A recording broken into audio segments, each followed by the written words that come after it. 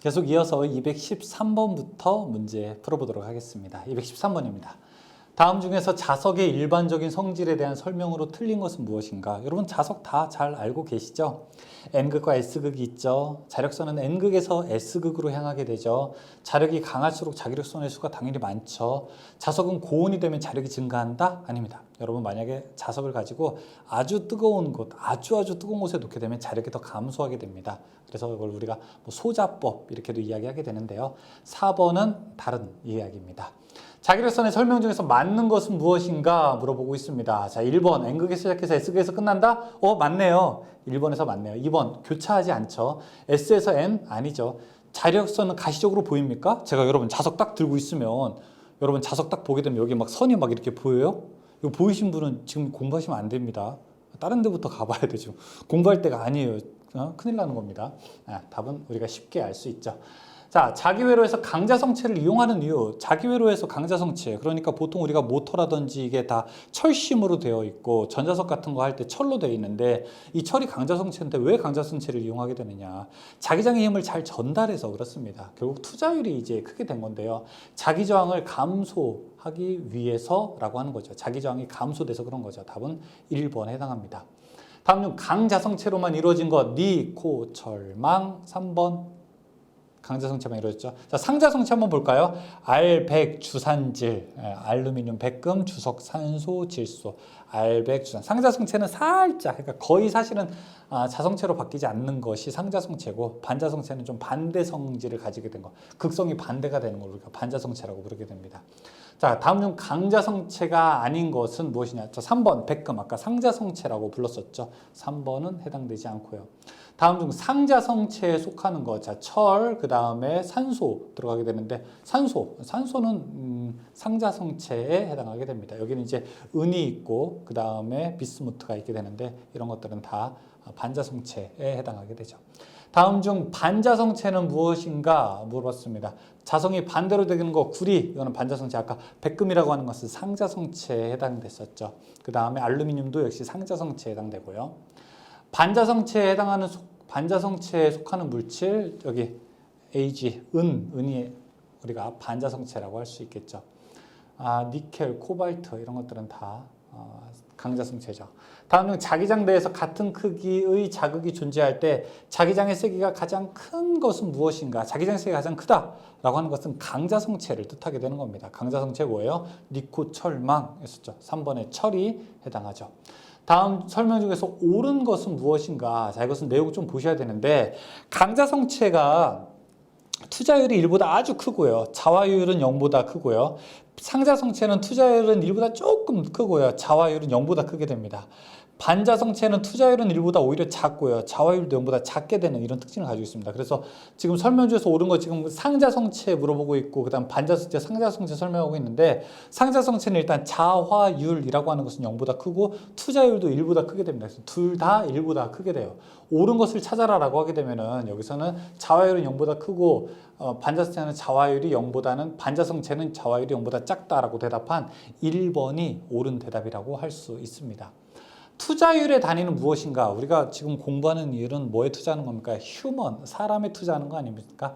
휴먼, 힌트 다 드렸는데 1, 2, 3, 4 중에 뭐 휴먼 하게 되면은 HUMAN, 이 휴먼이죠. HM 생각하시면 됩니다. 투자율은 HM. 원래는 맞지 않는 말이에요. 그냥 제가 외우기 쉽게 하는 겁니다. 헬리퍼미터가 맞는 거죠. 답은 4번이 바로 투자율의 단위가 됩니다. 진공의 투자율은 얼마큼이 되겠는가 물어보고 있습니다. 자, 4파이 곱하기 10의 마이너스 7제곱이 됩니다. 이거 원래 쿨롱의 법칙에서 두 자극 사이에 작용하는 힘은 이렇게 되죠. 4파이 뮤 분의 1 곱하기 R 제곱분의 M1, M2가 되는데, 자, 이게 진공의 상태다라고 하게 되면은 이 값이 6.33 곱하기 10의 4 곱하기 R 제곱분의 M1, M2가 되는 겁니다.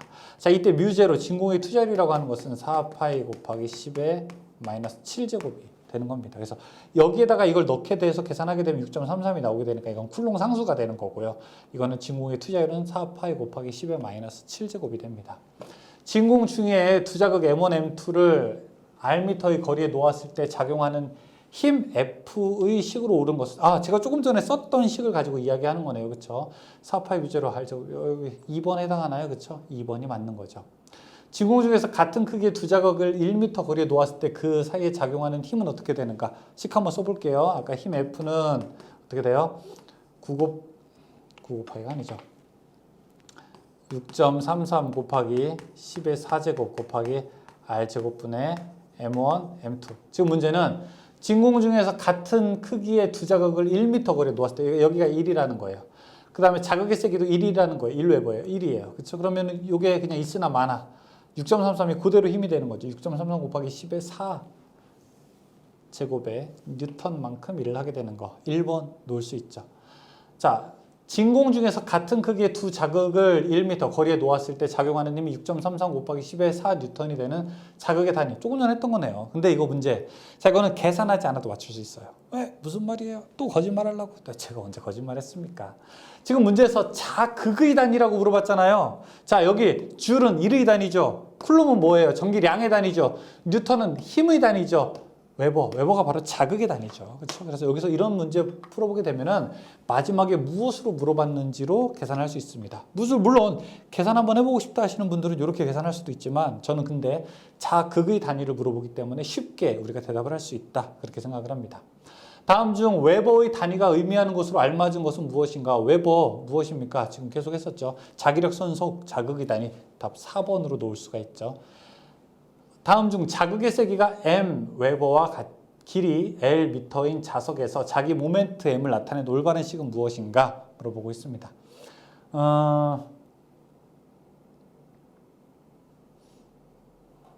여기 자석이 이렇게 하나 있습니다. n극이 하나 있죠. n극의 힘이 이렇게 가서 s극으로 도달한다고 해보겠습니다. 자, 이때 n에서 s극으로 가는 힘이 있고 자, 이때 여기다가 제가 자극을 하나 놨습니다. 자석을 하나 놨어요. 이 자석의 세기가 Lm이라고 하게 되고 이 자석의 길이를 저는 L미터라고 하겠습니다. 그러면은 이것이 받는 힘을 우리가 자기 모멘트라고 하게 되고요. 이것을 큰 M이라고 놓게 되는데 이 힘의 세기는 결국 자극의 세기에다가 곱하기 길이를 한 것과 같습니다. 이 자석의 세기가 셀수록 이 길이가 길수록 더 많은 NS의 자극의 힘을 받겠죠. 그렇죠? 그래서 자기 모멘트 M은 그냥 M 곱하기 L이다라고 놓을 수 있고요. 여기서 올바르게 나타낸 것은 저기 4번이 바로 올바르게 나타낸 식이다라고 할 수 있습니다. 자, 여기까지 229번까지 풀어봤는데요. 조금 더 풀까요? 너무 빨리 될 수 있어서. 자, 230번 가겠습니다. 진공 중에서 1웨버의 자하로부터 발산되는 총 자력선의 수는 어떻게 되는가? 우리가 이제 가우스 정리를 뜻하게 되죠. 가우스 정리는 어떻게 됩니까? 전체 자극을 어떻게 됩니까? 투자율로 이제 나누게 되는 겁니다. 그러면은 1웨버를 진공의 투자에 4파이 곱하기 10의 마이너스 7로 나누게 되었을 때 딱 여러분 계산하는 숫자가 있거든요. 이 계산 숫자가 이렇게 될 거예요. 8 곱하기 10의 5제곱 정도 나오게 될 거예요. 그러니까 80만 정도 나오게 될 텐데 답은 3번이 해당됩니다. 진공 중에서 8파이 웨버의 자하로부터 발산되는 총 자력선의 수가 어떻게 되는가 물어보고 있습니다. 이것도 역시 자기력선 수, 가우스 정리에 따라서 8파이를 4파이 곱하기 10의 마이너스 7로 나누게 되면은 요 파이 없어지게 되고 2 남게 되고 2 나누기 10의 마이너스 7 제곱이 되니까 답은 2번으로 놓을 수 있겠습니다. 다음 중 전속 밀도를 나타내는 거. 전속 밀도는 반드시 제곱미터가 들어간다고 했었죠. 3번은 자속 밀도고 1번이 바로 쿨롬 퍼 제곱미터니까 전속 밀도라고 할 수 있습니다. 1웨버 퍼 제곱미터는 몇 가우스인가 물어봅니다. 자, 이거 여러분 보죠. 테슬라라고 하는 단위가 있습니다. 요새 자동차 수를 그게 아니라 자동차 중에서 테슬라라고 하는 단위가 있죠. 위대한 교류의 아버지, 위대한 전기공학자 이름을 딴 테슬라라고 하는 이 이 단위는 무엇이냐면은 1테슬라는 1웨버 퍼 제곱미터를 우리가 1테슬라라고 부르게 되고요. 그 다음에 1가우스라고 하는 것은 10의 마이너스 4제곱을 우리가 1가우스라고 부르게 됩니다. 그래서 지금 문제는 1웨버 퍼 제곱미터, 즉 1테슬라라고 하는 것은 몇 가우스인가 물어보고 있어요. 1테슬라라고 하는 것은 그러면은 가우스로 놓았을 때 이 만이 되는 거죠. 10의 마이너스 4제곱이니까 10의 4제곱이 되어서 만 가우스를 우리가 1테슬라라고 이제 부르게 되어서 1테슬라를 1웨버 퍼 제곱미터니까 4번 만 가우스가 되는 겁니다. 자속 밀도 1웨버/per 제곱미터는 몇 가우스인가? 조금 전에 했었죠. 그렇죠? 3번 10의 4 만. 비투자율이 1인 환상 철심, 환상 동그란한 철심 중에 자장의 세기가 H 암페어 턴퍼 미터였다. 자, 이때 투자율이 10인 물질로 바꾸면 철심의 자속 밀도는 얼마큼이 되는가? 비투자율이 더 커지게 되면은 철심의 세기도 더 세지게 되는 겁니다. 비투자율이 10배가 됐다고 하게 되면 자기장의 세기도 10배가 되는 겁니다. 뮤, 투자율이라고 하는 건 BH이기 때문에 10배로 커지게 됩니다. B는 뮤 H, 그러니까 10배로 커지게 되어서 2번 10배로 커지게 된다. 공심 솔레노이드의 내부 자기장의 세기가 800A 턴/m일 때 자속 밀도는 얼만큼이 되는가 물어보고 있습니다. 아까 B는 뮤 H. 자, 뮤 H 들어가게 되는데 여기서는 비투자율이라는 말도 없고 그냥 진공의 투자율로 계산하면 될 것 같아요. 4파이 곱하기 10의 마이너스 7 곱하기 H, 자기장의 세기가 800 계산할 수 있습니다. 그럼 이거 1 곱하기 10의 마이너스 3 제곱이 나오게 될 거고 답은 1번으로 놓을 수 있겠네요. 공심 솔레노이드의 내부의 자기의 세기가 500일 때 자속 밀도, 그러면 4파이 곱하기 10의 마이너스 7 제곱 곱하기 500 이렇게 풀면 되겠네요. 그렇죠? 아까 했던 거 그대로. 그럼 답 나오는 거 2번 6.28 곱하기 10의 마이너스 4제곱 되겠습니다. 공기 중에서 자기장의 세기가 100A 퍼 미터인 점에 8 곱하기 10의 마이너스 2제곱의 자극을 놓을 때 자극에 작용하는 기자력. 자기장의 세기는 H예요. 그쵸? 그 다음에 자극의 세기는 M이에요. 기자력 F는 우리가 MH로 계산할 수 있다. 힘이라고 하는 것은 자극의 세기 8 곱하기 10의 마이너스 2제곱 그 다음에 H 100 놓을 수 있어요. 그럼 얼마인가요? 그냥 8 나오겠네요. 그쵸? 이거 없어지니까 답은 8, 2번으로 놓을 수 있습니다. 전기와 자기 요소를 서로 대칭되게 나타내지 않은 것은 무엇인가 물어보고 있습니다. 자속은 전속, 기전력은 자속은 전속이 아니죠.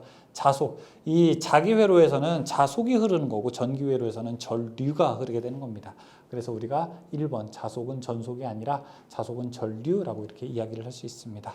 자, 여기까지 문제 풀어봤고요. 잠깐 쉬었다가 여러분들도 이어서 이제 240번부터 문제 풀어보도록 하겠습니다. 뒤에는 좀 어려울 수 있어요. 왜냐, 뒤에 이제 RLC 회로라고 하는 것이 있으니까. 근데 다행히 이 산업인력공단의 출제위원들은 최근에 난이도 조절을 해서 오히려 어려운 학습 분야에서는 조금 더 문제를 쉽게 출제하는 경향이 있습니다. 그래서 전체 내용은 좀 어려울 수 있지만 오히려 문제는 조금 더 쉽다는 것을 여러분들이 이따가 사실을 확인할 수 있을 것입니다. 잠깐 쉬었다가 계속 이어서 하겠습니다. 수고하셨습니다.